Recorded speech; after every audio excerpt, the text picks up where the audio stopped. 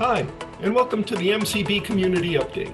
My name's Eric Joseph. I'm the Executive Director of the Audible Local Ledger, located in beautiful Mashpee, Massachusetts. It's part of the Massachusetts Audio Information Network, Maine, your main source for accessible community news and information. We bring local news and information to the blind and print disabled across the state. As part of this podcast, we'll interview the Commissioner, John Oliveira, of the Mass Commission for the Blind, quarterly. And in the intervening months, we'll bring experts who have a lot to offer to our community. And we'll listen to what they have to say, we'll ask them some probing questions, and hopefully we'll all learn together. We welcome your feedback and hope you enjoy our series of interviews. And now, without further ado, here is the MCB Community Update. Good morning. Our guest this month on MCB Community Update is Children's Service Worker Emelie Perry. Welcome, Emelie. How are you doing this morning? I'm doing great. How are you? I'm great. Thanks for joining us. Of course. Now, perhaps you can tell us a little bit about your work history, your career, and how you came to MCB. Is this something you've always been working with state agencies or with the disabled in some manner? How'd you get to where you are? Long story short, I went to college for special education, and I toured or observed a classroom, and it broke my heart to see what was going on in the classroom. And I said, I need to help more than one classroom full of children. So I changed my major to human services. And I said, I want to be a special education advocate. I did my capstone paper on special education advocacy, and it opened my eyes to how many special education advocates said the families that truly need you can't afford to pay for an advocate. There's other alternatives out there for you to be able to best serve many children. So I did an internship at DCF. I ended up getting hired there right out of college and worked there for a few years. I then transitioned to a DDS affiliate, Seven Hills Family Support Center, where I worked with the DDS population. And through my experience there and at DCF, I came across the MCB position, and I said, I have done all of these things. I think I'd be a great fit for this position, and I have never been happier. I love working with the families, love working with the children. Being the support for the families is really what I wanted to do when I'm helping many, many families in this role. And that's how I got to MCB. Oh, that's great. Great. It sounds like you were sort of made for this in a way.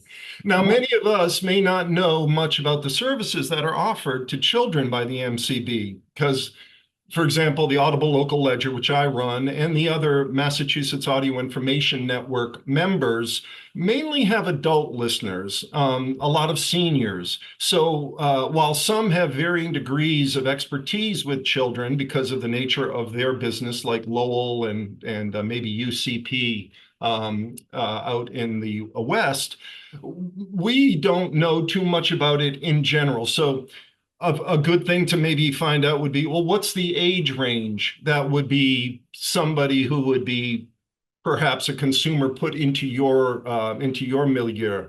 Can you maybe outline, and this is kind of a big question because it kind of goes through everything you do, what are the services that are offered to children? And then, and this is really important because a lot of what we try to do is take fear out of and demystify things for parents, in this case, probably as much as anybody else. And what is it that a parent or a child, if they're old enough in your range, what do they have to go through to receive or to request the training or the services that you provide? How difficult is it? How easy is it? And how does the whole process work? Okay, so I'll start with, I work with any legally blind child from birth to the age of 14. Okay. At the age of 14, they will transition to another team within MCB, and they're eligible for services from MCB as long as they remain legally blind. My role with the children, how they get to work with me, is the ophthalmologist has to report them to MCB, and then they will get opened as a children's case, and I will do the intake and then move forward with services. And so a parent or a child or the school system can't just come to MCB and say, I want to be registered. It has to come through the eye doctor. And then services that I provide for the family are support services for the family. I don't provide any direct service because the children receive direct services either through early intervention or the school system. And the school system and early intervention are top priority for providing services to make sure that the children are getting their vision needs met. So going back to what I do is I'm the support for the family. I can help them through the IEP process, providing resources and information for anything that they may need. For families that are eligible for funding based on our eligibility requirements, we have some funding to help with family flexible supports and campership funds. If they're not eligible for our funding services, I have a list of other opportunities for them to get funding from other outside agencies that I've had some success with children getting funding from other outside places. We can help with getting them to get the DDS application filled out and making sure that they're getting those proper services. We help get them a handicap placard if they don't already have one. So it sounds like you do a lot of support work, almost like you're a resource center for what the parents may need to know and kind of fill in or be able to understand how the process is going to work, which is probably going to take place in a school system or in some other kind of targeted education system or training system. And is that sort of right? Is that a summary, sort of? Yes.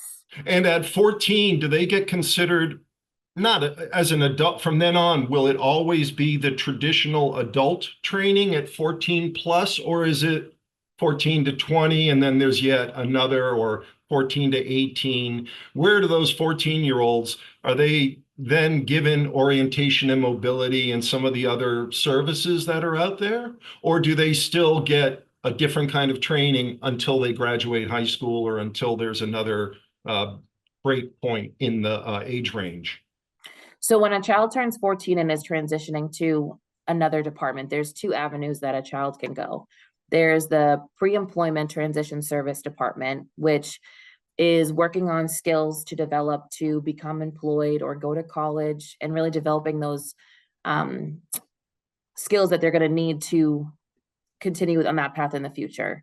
And then there's the Deaf Blind Extended Support Unit, which primarily works with children that are open with DDS. And unless the child is deaf blind, DDS would be the primary agency for that child moving forward.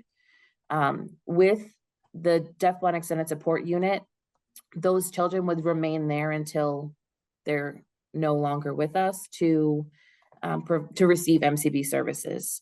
If at some point they would need orientation mobility, or they would need some sort of VR SR service, that department could refer them to get those services. In regards to the pre-employment transition services, that worker works with them until then they graduate school, which could be 18 or could be 22.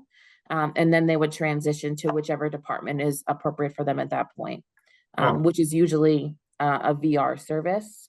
But that would be determined at that point when they graduate high school.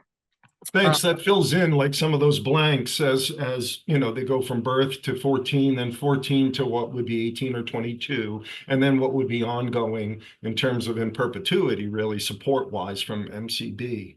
That really helps kind of snapshot the timeline, which is great. And it also brings up something that we mentioned, which is these other directors of services that we've interviewed, orientation and mobility, registration, vocational rehabilitation, assistive technology. And listeners, if you haven't heard those interviews, they're tremendously educational, and they're available wherever you're hearing this one. They're very informative. So do those various roles interact with your group, or is Children's Services looked at as kind of its own sort of division, its own little silo because of the unique nature of what you have to do versus working with adults who may be a little bit more mature or might have other needs or whatever. Do these various roles interact with you? And if so, or if not, who leads the contact with the youthful consumer? Who's the person talking to the child? It sounds like it might be the school, but is there someone from the MCB also involved in the actual chatting with a child about what comes next? So in regards to like orientation mobility and in the school system, there's also a teacher that's visually impaired. Both of those service providers are provided through the school system to provide those direct services for the child. And then in regards to who's in communication with the child from MCB, it would be me or the children's worker that they are specifically working with to have communication with the family and the child to figure out what are your needs, are they being met? We look at the evaluations that are provided from the school and the recommendations and seeing if those are appropriate for the child's needs. And then we help the family advocate for those needs of the child and making sure that they're getting the best use of their accommodations to access their education. Great, great. That makes a lot of sense. Following up on that a little bit, many of our listeners are undergoing this transition. Again, as I mentioned, that we have a lot of seniors. Barnstable County in my area is full of seniors. It's one of the oldest counties in the country, in fact. And there's a lot of fear that comes with this transition. I can't imagine a child's transition being anything but terrifying to them and probably really scary. So a lot of what we're trying to do with this is just demystify, like I said, or to take away some of that fear that comes with it. And we found that the more information we can put out there to parents, to the actual consumer who may be getting those services, the better it is for them, the more we can allay their fears. So with our goal of allaying the fears, what are some of your goals? It's coming near the end of the year now. Do you have a plan for the first quarter? Do you plan out a year ahead or a fiscal year ahead? What, if any, plans do you have for the next quarter? And what are some of the challenges that you might be facing as you try to implement some of those plans? So some goals of mine that I have are just continue to work with the families that I have on my caseload and providing the best service that I can for them, making sure that I can attend IEP meetings when I have availability in my calendar, having meetings prior to an IEP with families to make sure that I can best service their child in the IEP meeting and reaching the parents' goals. And then for the next year, we'll say my goal is to take on new cases that come to me, open them, complete the intake. A lot of families do have a lot of anxiety when it comes to a child becoming visually impaired. And I try to ease that by understanding where they're coming from. It is a very unknown as to what the future of their child will be, and taking it back and understanding where they're coming from and treading lightly at the beginning and walking them through what I can do to help them, I find is helpful. Understanding that this is new to them and new to the child. I've worked with many families that this is brand new. It came out of absolutely nowhere. They had no idea this was coming. I work with children that were born with visual impairment to a child that their vision is decreasing as they get older. And so I've seen kind of all sides of that. And definitely taking it easy and walking through it with the family and explaining as much as I can and providing as many resources as possible has been very helpful for me. So I want to continue with that. Challenges that I've encountered are vision impairment is not one and done. There is a wide variety of vision impairment and diagnoses out there.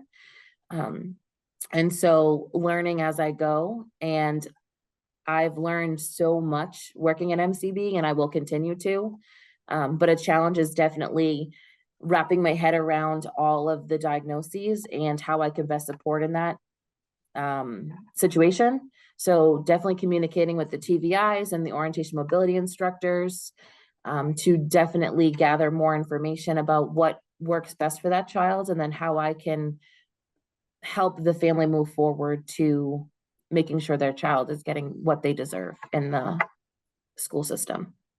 Well, it sounds like that it's not necessarily goals that are aspirational in terms of trying to get them, but everyday goals that have to be maintained because it's, as you said, it's in perpetuity. It's every day that you're having to deal with different casework and different attitudes from different children and parents, et cetera, et cetera. So that makes an awful lot of sense that, I mean, what's the goal? To be good at my job, because every day I have to be, otherwise, it can really be a mess up, screw things up. So along those same lines, a lot of the country is having trouble hiring professionals and people who are expert in different fields because it's highly competitive out there.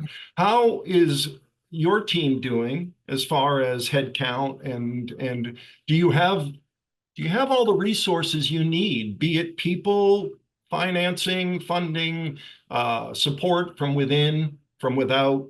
How are you looking that way? Our MCB Children's Service Worker team is fully staffed. Our caseloads vary between regions. In regards to outside staffing, a lot of the school systems are struggling to hire teacher of the visually impaired and orientation mobility instructors, which has made it difficult for children receiving those services. I have numerous children that are receiving compensatory hours, which means there's not a provider and the time that they're owed on their IEP is being built up. So when they do hire somebody, those hours will have to be made up. And that's very challenging because a lot of the children do need the service. All of them need the service. And when they're not getting them, their skills will decrease and then they're going to be at a different place when they do have a service provider. That's been a real big challenge to make sure that the student is getting those services that they deserve. We've been pushing for people going through college to become a teacher of the visually impaired or orientation mobility instructor.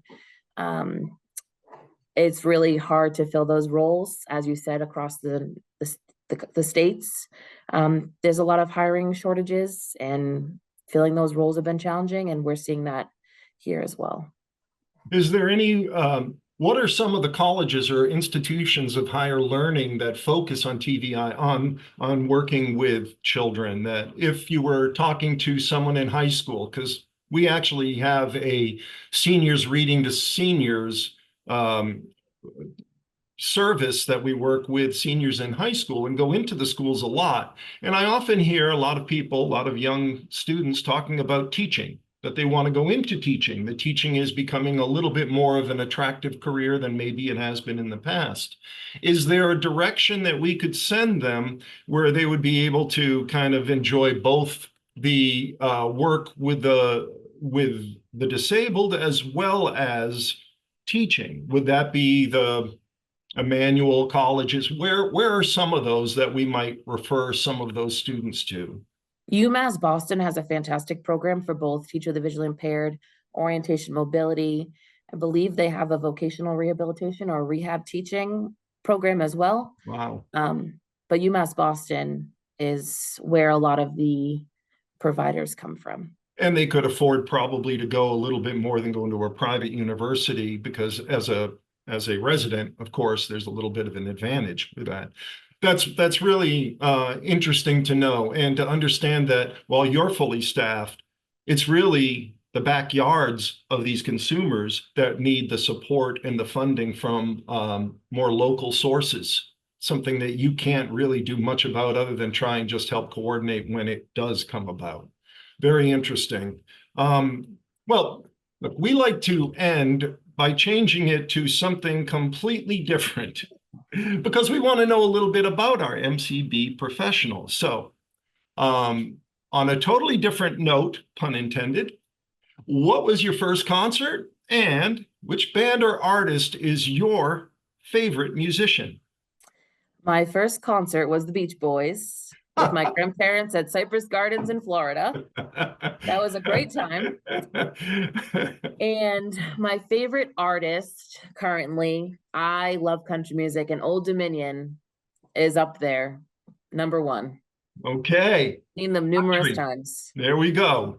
Country and the Beach Boys. Those kind of go Yes. together. They're both as Americana as you can get, really. Well, thank you for all the insight. You've given us an awful lot of information today, Emelie, and I really hope that people will kind of absorb it and then work it into their own, but as we said, backyards, and maybe we can get some grassroots support going for many of those professionals that would really help out across the board. It's much appreciated, everything you've given us. For our listeners, join us next month when we feature MCB Commissioner John Oliveira for a quarterly update. Emelie, thanks so much for your time. Thank you.